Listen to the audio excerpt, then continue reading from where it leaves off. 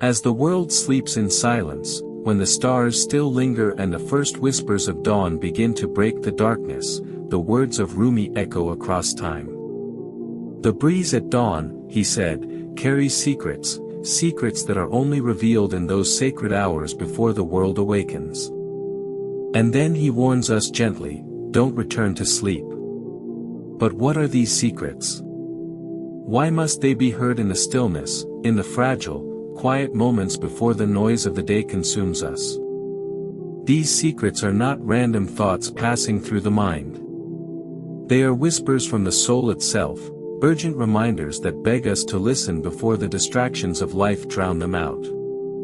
Deep inside each of us lies a truth, hidden beneath the layers of roles we play, the identities we've constructed, and the stories we've told ourselves. Rumi knew this truth. He understood that solitude, true, raw solitude, is the meeting place of the self. Not the self that performs for the world, but the essence that existed before memory and will remain long after our final breath. This is the spiritual journey he walked.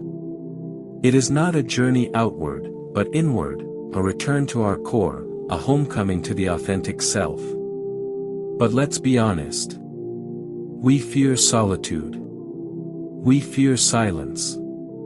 Not because silence itself is frightening, but because in that silence, we are forced to confront everything we've hidden from. In solitude, the masks fall. The distractions disappear. The scripts we follow vanish.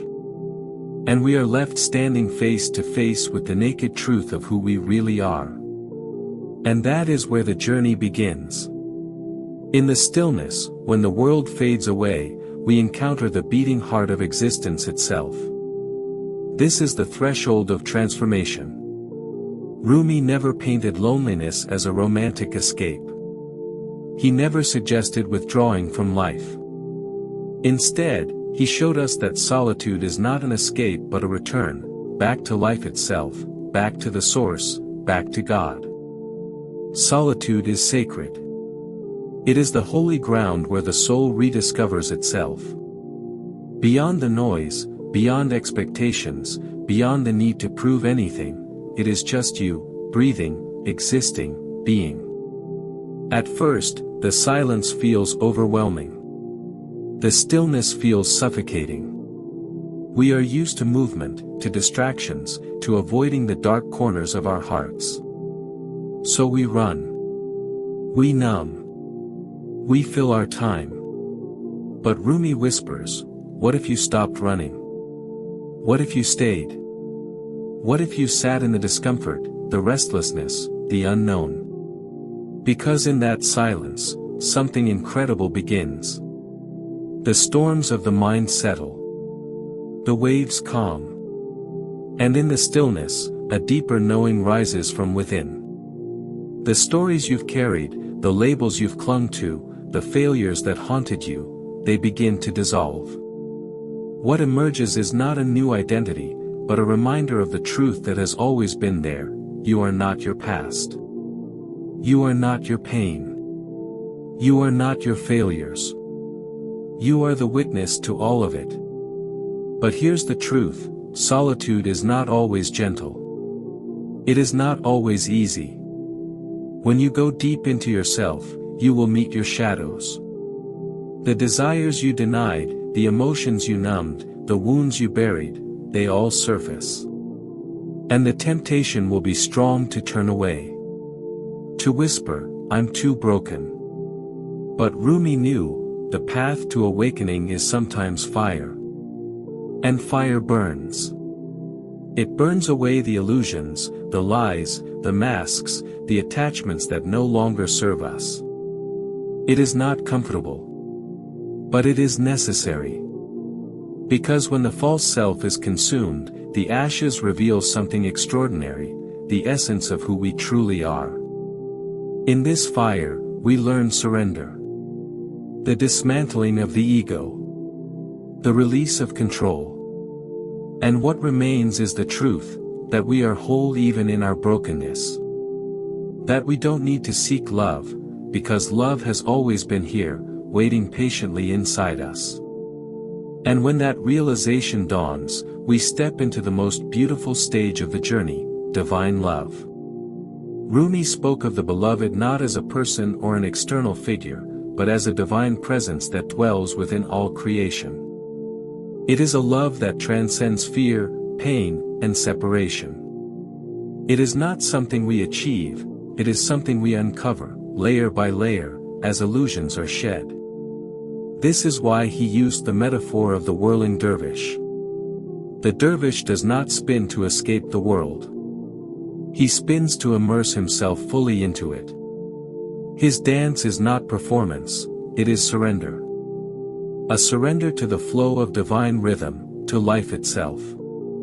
And in surrender, we learn the sacred dance. We stop trying to force outcomes, to control life, to chase recognition.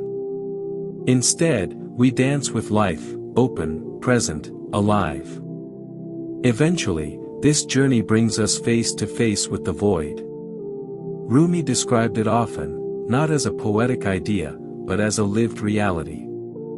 The void is terrifying. It strips us of identity, of memory, of the familiar. It is the emptiness we spend our lives avoiding. And yet, he urged us not to run but to fall into it. Because the void is not empty, it is full. It is the womb of silence where divine wisdom rests. It is the place where God speaks, not in thunder, but in whispers. It is the stillness where we realize we were never separate from Him. And when we surrender fully, something extraordinary unfolds. Love is no longer something we chase. It is who we are. It is the very fabric of our being. Rumi's own life bore witness to this.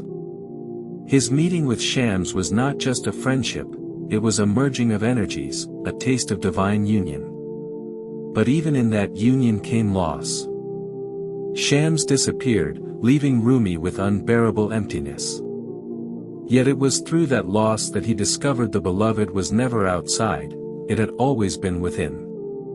Through the fire of separation, he discovered the deepest union. And so he tells us, die before you die, so that when death comes, you may laugh and say, what a pleasing way to depart. This death is not the end of life, but the death of ego, the final surrender. The stripping away of all false identities until only truth remains. In that death, we are reborn. Free. Whole. Untethered.